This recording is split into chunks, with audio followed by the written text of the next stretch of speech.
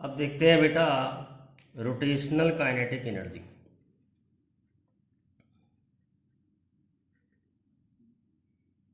Rotational kinetic energy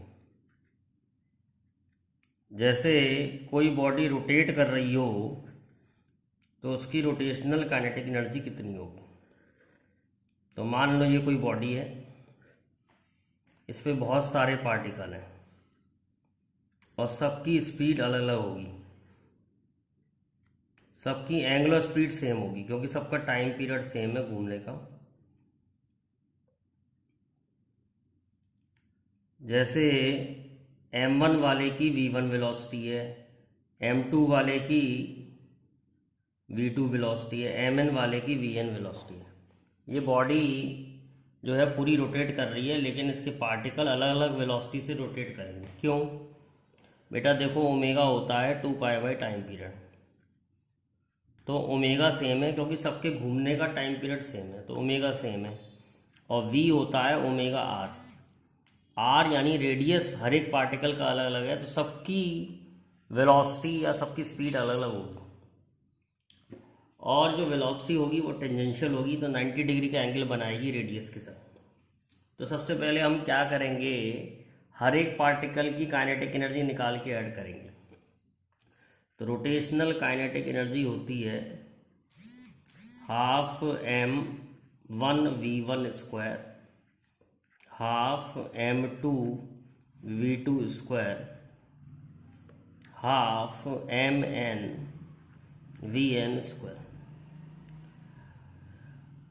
अब हम क्या कर रहे हैं, v को रिप्लेस कर रहे हैं ओमेगा से, तो हाफ m1, ओमेगा सबका सेम होगा तो omega r1 square plus half m2 omega r2 square half mn omega rn square.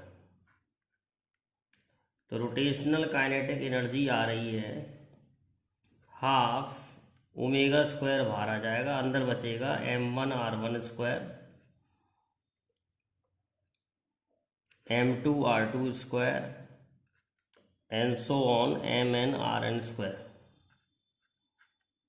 ये जो टर्म है ये तो हम बहुत पहले से पढ़ते हुए आ रहे हैं। ये जो टर्म है ये है मोमेंट ऑफ इनर्शिया, इसकी जगह हम लिख सकते हैं आई, तो हाफ आई ओमेगा स्क्वायर। तो रोटेशनल काइनेटिक एनर्जी का फार्मूला होता है हाफ आई ओमेगा स्क्वायर। अब बॉडी में अलग अलग तरह की एनर्जी होती है काइनेटिक एनर्जी, तो पहले हम उसको समझेंगे। फिर एक इम्पॉर्टेंट टर्म है रेडियस ऑफ गायरेशन, उसको समझेंगे। फिर हम रोटेशनल काइनेटिक एनर्जी के न्यूमेरिकल करेंगे। अब देखिए, जैसे कोई बॉडी चल रही है ओनली मूव कर रही है आगे, तो ऐसे कंडीशन को हम कहते हैं ट्रांसलेशनल मोशन। स्ट्रेट चल रही है, घूम नहीं रही है, ट्रांसलेशनल मोशन हो रहा है।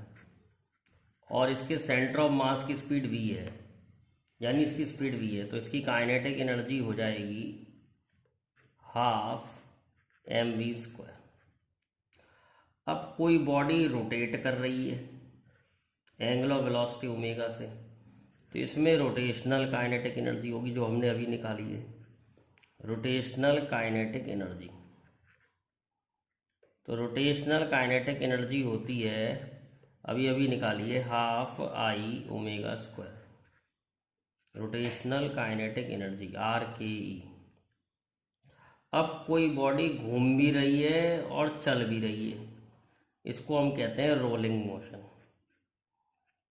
रोलिंग मोशन, तो इसमें दोनों एनर्जी होगी, इसमें ट्रांसलेशनल भी होगी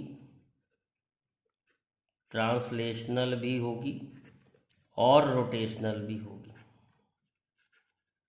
ट्रांसलेशनल भी होगी, रोटेशनल भी होगी।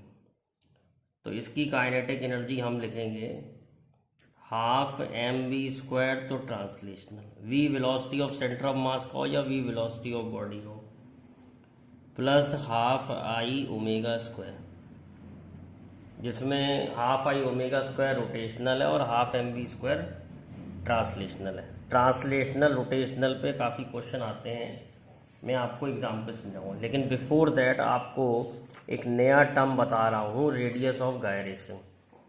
वैसे तो ये मोमेंट ऑफ इनर्शिया के संग बताया जाता है, लेकिन इसमें सीख लेते हैं radius of gyration. Radius of gyration क्या है? It is that distance from axis of rotation,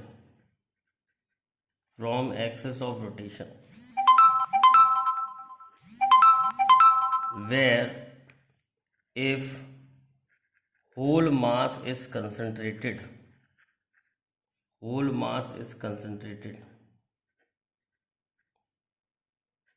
then moment of inertia is same as actual distribution of mass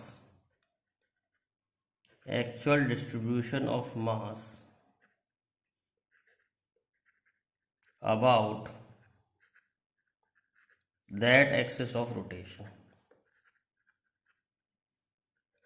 क्या मतलब है इस बात का? इसका मतलब समझते हैं। जैसे ये कोई बॉडी है और ये एक्सिस ऑफ रोटेशन है, ये वाला पार्टिकल m1 है, इसकी दूरी r1 है, ये वाला पार्टिकल m2 है, इसकी दूरी r2 है, ये वाला पार्टिकल mn है, इसकी दूरी rn है। तो इसका एक्चुअल मोमेंट ऑफ इनर्शिया क्या होगा? m1 r1 square, m2 r2 square, mn rn square.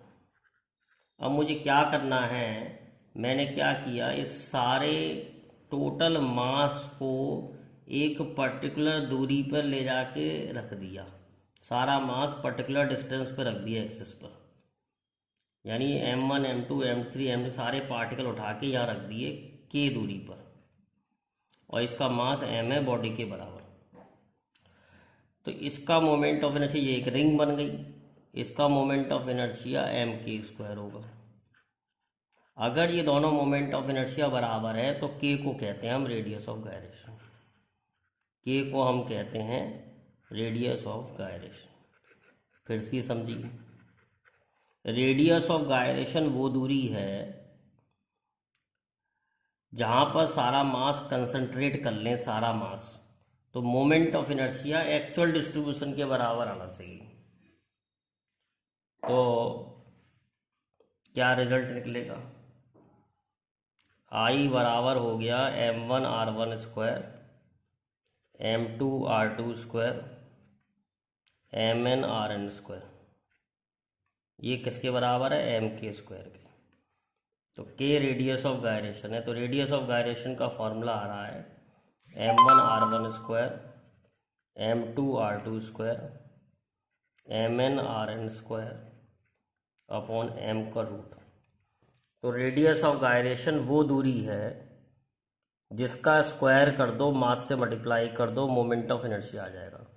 आपको ये सोचने की ज़रूरत नहीं पड़ेगी कि बॉडी कौन सी और एक्सिस कौन सी, आप तो ये जानते ही हैं अलग अलग बॉडी का अलग अलग मोमेंट ऑफ इनर्शिया होता है और अलग अलग एक्सिस पर भी अलग अलग होता है। तो किसी न्यूमेरिकल में अगर आपको रेडियस ऑफ गायरेशन दे रखा है तो मतलब आपकी प्रॉब्लम सॉल्व सिंपल कर दी है उसने।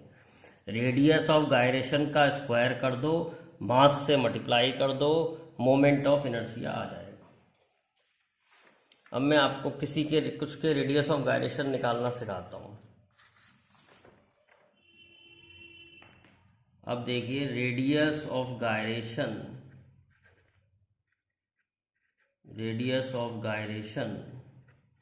Of a disc about an axis passing through center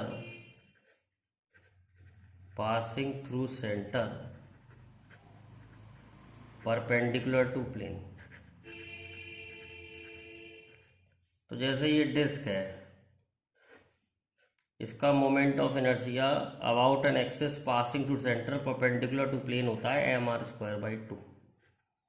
कुछ नहीं करना है, मोमेंट ऑफ इनर्शिया को m² के बराबर रख देना है। तो k जो होगा वो रेडियस ऑफ गायरेशन होगा। अब इसका उल्टा सोच के देखो, k का स्क्वायर कर दो, मास से मल्टीप्लाई कर दो, मोमेंट ऑफ इनर्शिया आ जाएगा।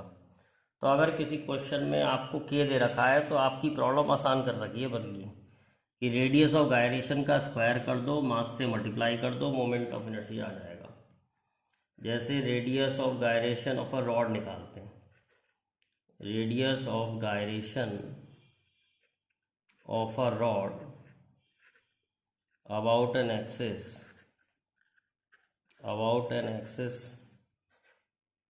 passing through center, about an axis passing through center। तो ये बहुत आसान है। मोमेंट ऑफ इनर्शिया रॉड का होता है ml²/12 सेंटर पर, इसको m² के बराबर रख दो तो k आ जाएगा आपका l/√12, m कैंसिल हो जाएगा, रेडियस ऑफ गायरेशन आ जाएगा k/√12। तो रेडियस ऑफ गायरेशन अगर आपको दिया हो तो मोमेंट ऑफ इनर्शिया लिखना बहुत सिंपल होता है m²। तो इसके बेसिस पे कई सारे क्वेश्चन आते हैं जो हमारे काम में आता है रेडियस ऑफ गायरेशन। एक क्वेश्चन ही करके देखते या एक लॉजिक पढ़ के देखते हैं, समझ के देखते हैं। जैसे हमें निकालना है percentage of rotational kinetic energy, percentage of rotational kinetic energy in rolling body. Rolling body में कितने परसेंटेज रोटेशनल काइनेटिक एनर्जी होती है? तो रोलिंग बॉडी को तो आप जानते ही हो, रोलिंग बॉडी में दो काइनेटिक एनर्जी होती हैं, एक होती है ट्रांसलेशनल काइनेटिक एनर्जी, एक होती है rotational kinetic energy. Translational kinetic energy होती है 12mv² और रोटेशनल काइनेटिक एनर्जी होती है 12I⍵²। आपको निकालना है कितने परसेंटेज इसमें रोटेशनल काइनेटिक एनर्जी है। तो परसेंटेज रोटेशनल काइनेटिक एनर्जी, तो रोटेशनल काइनेटिक एनर्जी को ऊपर रखेंगे, टोटल एनर्जी को नीचे रखेंगे, 12mv² प्लस 12I⍵² इंटू 100 कर देंगे। तो अब इसका फार्मूला और सिंपल बनाया जा सकता है। I को हम रख सकते हैं m² और ओमेगा को रख सकते हैं v²/r²।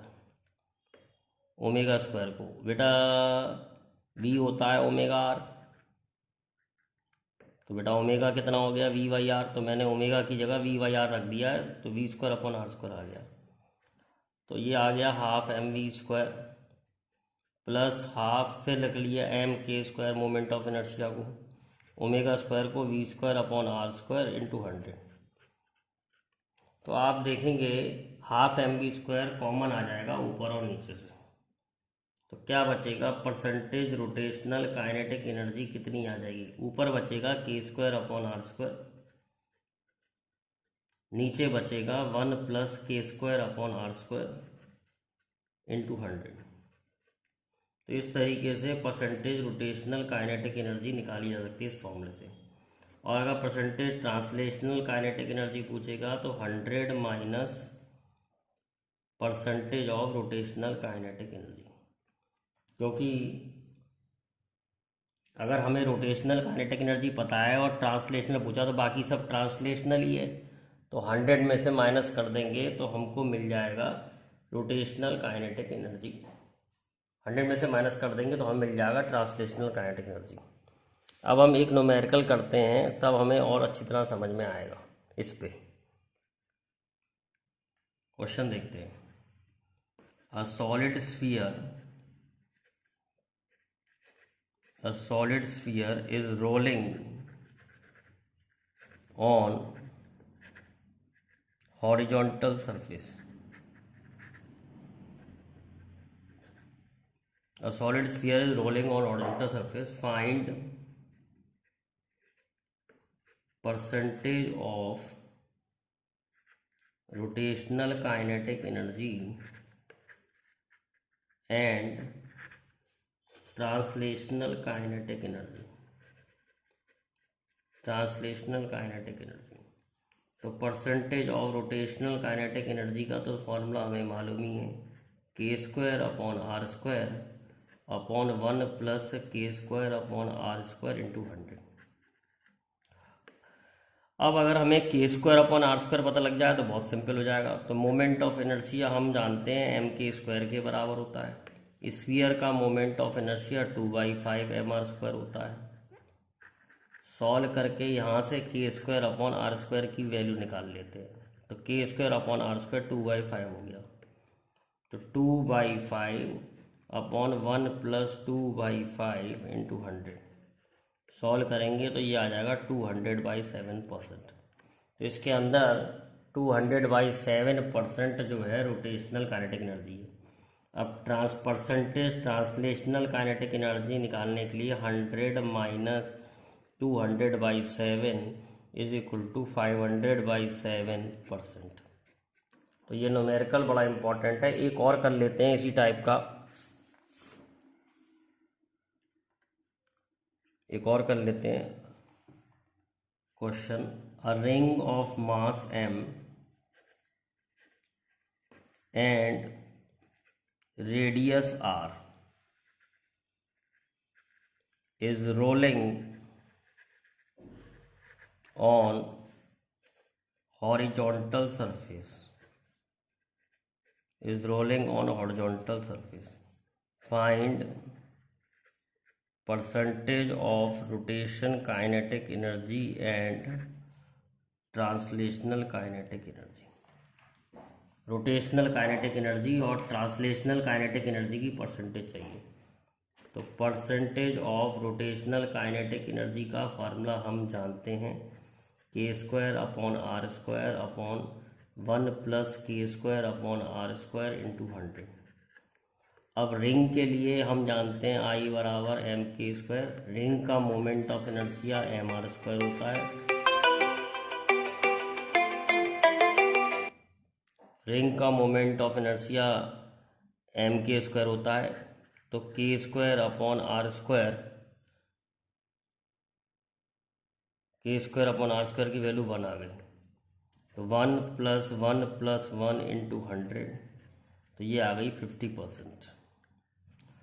तो परसेंटेज ट्रांसलेशनल काइनेटिक एनर्जी कितनी होगी, 100 minus percentage rotational kinetic energy, तो 100 माइनस 50, यानी कि 50% रोटेशनल है और 50% ट्रांसलेशनल। अब देखते हैं क्वेश्चन, देखते हैं रोटेशनल काइनेटिक एनर्जी का। A ring of diameter 0.4 metre and mass 10 kilogram is rotating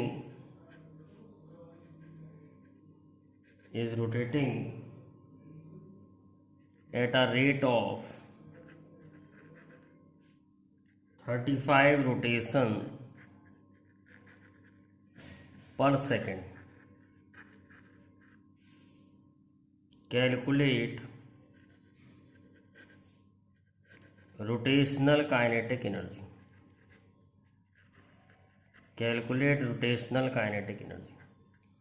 तो सबसे पहले तो रोटेशनल काइनेटिक एनर्जी का फॉर्मूला लिखते हैं। रोटेशनल काइनेटिक एनर्जी होती है 12 I⍵²। तो हमें दो चीज़ें चाहिए, एक तो आई चाहिए, एक ओमेगा चाहिए। ओमेगा फ्रिक्वेंसी के टर्म में होता है 2πn, या रेवोल्यूशन पर सेकंड के टर्म में होता है 2πn, n होता है रेवोल्यूशन पर सेकंड, और रिंग का मोमेंट ऑफ इनर्शिया होता है एम आर स्क्वायर। तो वैल्यू रख देते हैं 12, मास की जगह आ गया 10, आर डायमीटर दे रखा है 0.4, तो रेडियस हो गया 0.2, तो ये तो लगा दिया एम आर स्क्वायर। ओमेगा होता है 2πn, 2πn, n है 35 का स्क्वायर। तो जब हम इसे सॉल्व करेंगे तो ये सॉल्व करके देखते हैं कितना आता है। 12 इंटू 10 इंटू 0.04 222/7 इंटू 35 का स्क्वायर, 7 5 35, तो ये आ रहा है हाफ इंटू 10 इंटू 0.04 इंटू 220 का स्क्वायर, इतना आ रहा है। जब हम इसे सॉल्व करेंगे तो ये आ जाएगा 9680 जूल।